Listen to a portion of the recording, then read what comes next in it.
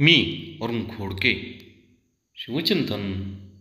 शिवरायांचा गनिमी कावा कसा होता याविषयी अतिशय सुंदर वर्णन मल्हारराव चिटणीस यांनी बकरीमध्ये करून ठेवले. ते असे: आपले सैन्य थोडे, यास्तव मनुष्य राखून जाया होऊ न देता मसले त्यांनी त्यांच्या सैन्याभोवती हिंडवून फिरवून त्यास लांडगे तोड करावी. रयतेची मात्र वैरण राखून रानातील वैरण जाळून टाकावी. रसद चालू देऊ नये.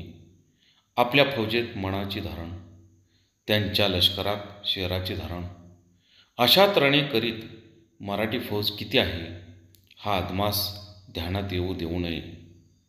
मोंगलांचे घोडे पाण्यावरती आले असता पाणी न पित त्यास मोंगली लोकांनी म्हणावे, जे पाण्यामध्ये धनाजी संताजी दिसतो की काय, रात्री दिवसा कोणीकडून येतील, काय करतील.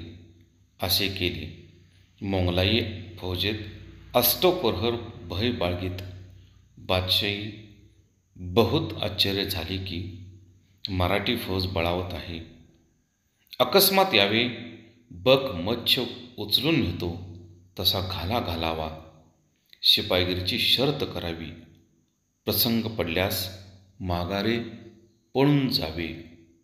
असे वर्णन गनिमी काव्याविषयी मल्हारराव चिटणीस यांनी चिटणीसांची बकरी यामध्ये करून ठेवले आहे.